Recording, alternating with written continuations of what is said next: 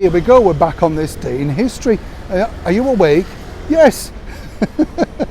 I need to see some attention here, you know. It's not easy finding out all these facts and figures for you. So glad that you could join me this morning, and as ever, wherever you are in the world, whether you're going to bed or getting up, hope you have a wonderful day. Now cast your mind back, way back to the mid-70s, because there was one show, wasn't there, that everybody watched around the world, the Aaron Spelling production of Starsky and Hutch.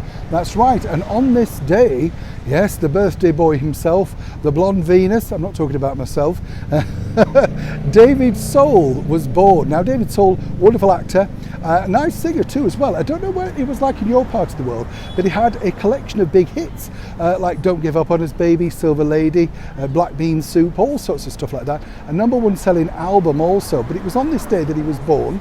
But of course he shot to fame in the 1970s, all thanks to Starsky and Hutch. I've been lucky enough to meet all three stars, Huggy Bear and Paul Michael Glazier, yeah, who also got his big break on the Waltons, do you remember that?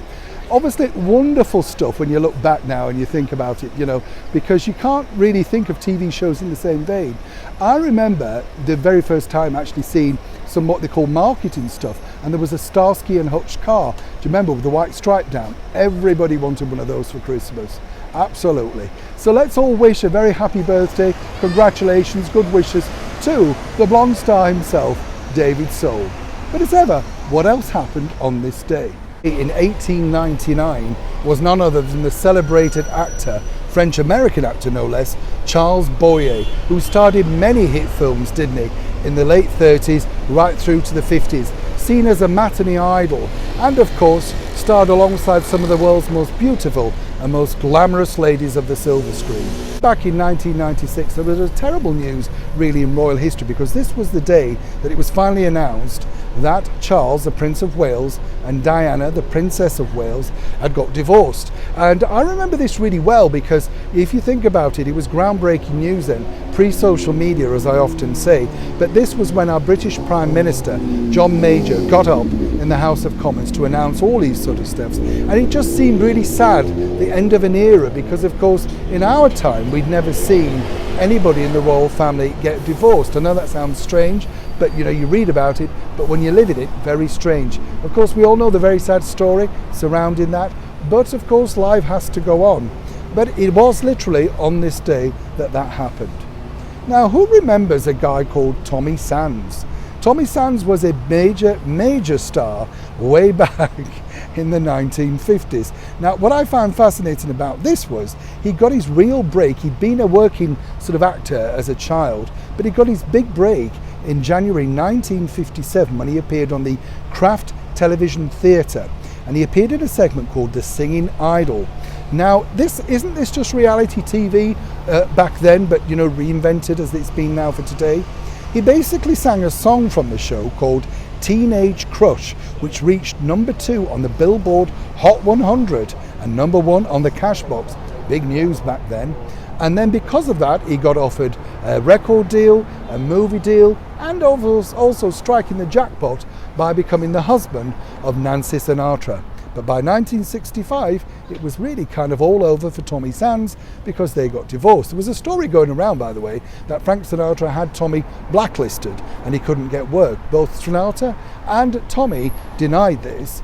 He went on then to, I think, Hawaii to open his own nightclub, which for a while was very successful. If you were going to the pictures way back in the 1940s on this day, 1946 I believe, Ava Gardner was busy killing it at the box office in a movie called The Killers, and her co-star was none other than Burt Lancaster in his breakthrough role. It had its world premiere in New York City on this day, and they very quickly became now what they call a film noir cult classic. If you haven't seen it, do check it out, because it's fascinating, you know, in the fact that you always think of Ava Gardner as just a beautiful lady, which she was, but she was also an incredible actress. Now, I was lucky enough to meet Ava Gardner many years ago.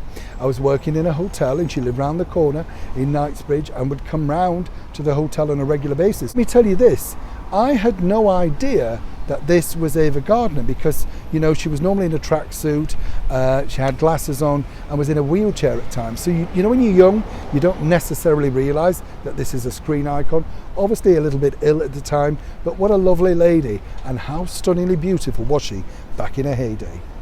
So on this day in 1964, none other, the brilliant Disney movie Mary Poppins, which was an adaptation of P.O. Travis's book, had its world premiere in Los Angeles, and it very quickly became a Disney classic, especially of course for its celebrated star, who is now a dame, Julie Andrews, who is making her screen debut.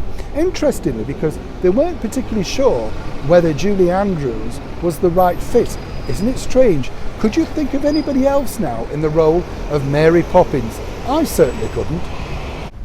And finally on this day, very sad news for music lovers everywhere, because this, do you remember these? Particularly if you lived here in the United Kingdom and you went along to the Woolworths store where you could pick up your own version of the sound-alikes, that's right.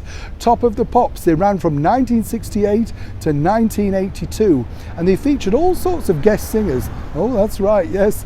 And they had people like Tina Charles, even Elton John popped up singing other people's songs under different names. It literally took them 4 days to record all the tracks, and they will be in the shops within a week, normally hitting #1. These were the sort of albums that you bought if your mum and dad couldn't afford to buy you the real ones. And get this, the reason why they were allowed to call the albums Top of the Pops was the BBC hit show hadn't bothered to register that name, so it was able to be used by many different people. A very clever move by Pickwick Records, and if you've got them today, they're really worth a lot of money, particularly the ones with the famous people singing certain tracks on. And if you need to look it up, check it out online. You could be sitting on a gold mine. Now tell me, did you truly buy any of the Top of the Pops albums? I did. I thought they were fabulous personally, and at 95p, which was seen a lot at the time, but not really when you consider how expensive the real albums were, a true bargain also. And then you got the pick and mix in Woolworths, didn't you? That's the sweets for anybody else around the world. You're up to date with what happened on this day in history, and of course, hopefully, will I see you tomorrow? Neil Sean in the very heart of London.